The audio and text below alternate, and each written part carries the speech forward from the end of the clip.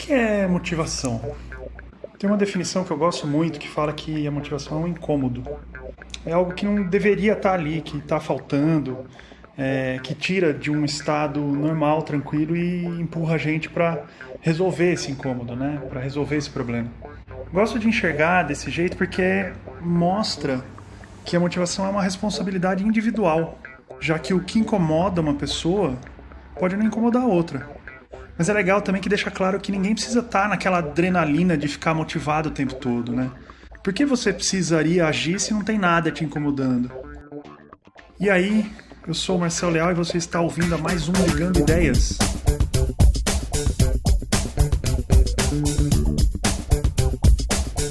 Em gamificação, talvez o assunto principal que a gente precisa estudar quando a gente está pensando, né, nessas estratégias, é a motivação das pessoas. Existe uma infinidade de estudos sobre a motivação humana. Talvez o mais famoso seja o do Maslow, Abraham Maslow, e seu conceito de pirâmide. Tenho certeza que você já ouviu falar da pirâmide de Maslow. O que ele fez foi dividir as nossas necessidades em níveis que vão desde o mais primário, instintivo, até desejos mais voltados para a realização pessoal, para a autoestima. Então, na base da pirâmide ficam as necessidades mais primárias, sentidas pela gente, consciente ou inconscientemente mesmo.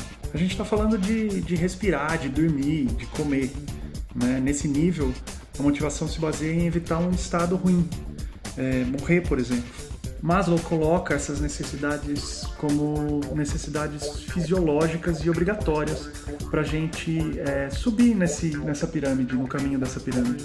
Conforme a gente vai subindo, os níveis de necessidade vão deixando de ser instintivos e básicos. Começam a ser mais voltados para a satisfação pessoal e de certa forma até superficiais. Por isso a imagem da pirâmide é bastante forte. A base é o que faz todas as outras necessidades ficarem de pé. O Maslow divide essas necessidades, né, essas etapas da pirâmide em 5 níveis. Então, partindo da base, a gente tem as necessidades fisiológicas mesmo, né, respirar, comer, dormir, como a gente falou. As necessidades de segurança. Então, a gente está falando de família, de saúde, né, nossa saúde, casa, moradia, né, recursos. Depois vem o nosso relacionamento, né? O relacionamento entre as pessoas, o amor mesmo. E depois disso, a necessidade de autoestima, a confiança, o respeito, né? Essa necessidade que a gente tem. E no topo da pirâmide, aquele anseio pelo crescimento, pela realização pessoal mesmo, né? A gente está falando de criatividade, de autonomia, disso que a gente está falando, lá no topo da pirâmide. Na prática, o que ele diz é que para a gente se motivar a buscar resolver essas necessidades mais altas, né, do topo da pirâmide, a gente tem que ter as necessidades da base já resolvidas ou pelo menos parcialmente resolvidas ali. Hoje a gente já sabe que essa estrutura de pirâmide é bem mais flexível, mas é uma ferramenta bem, bem legal para a gente saber em que nível estão as nossas necessidades, né? Onde a gente está na pirâmide ali, para a gente saber se tem alguma coisa que a gente precisa resolver para baixo, né? Para a gente ficar plenamente motivado para continuar subindo pela pirâmide.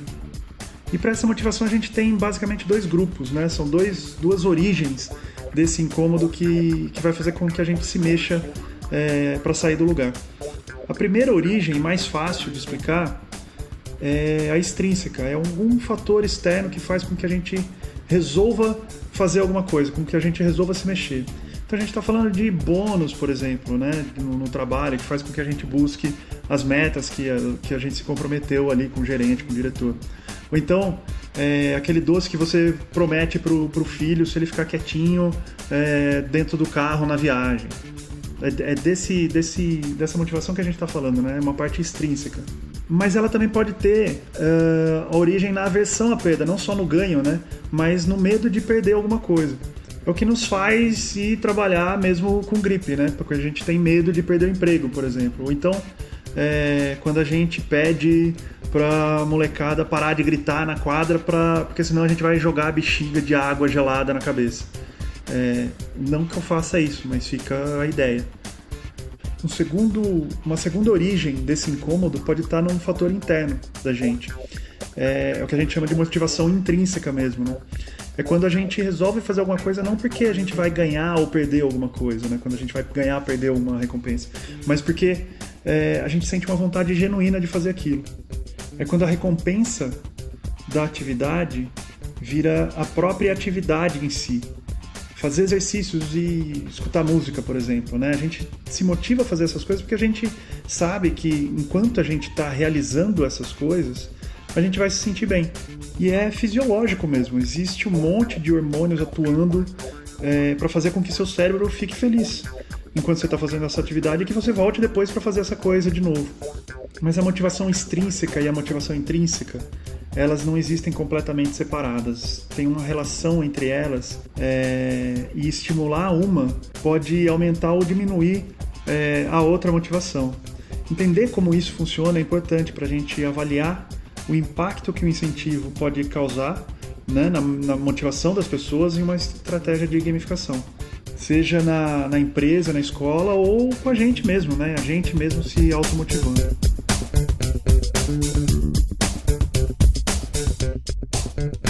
É isso, meus amigos e amigas, esse foi mais um episódio do Ligando Ideias.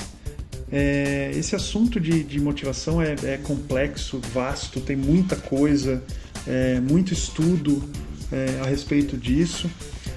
Quando eu estava escrevendo mesmo o roteirinho desse episódio, eu esbarrei em alguns artigos que eu não conhecia ainda, algumas experiências, talvez eu vire episódios futuros aí.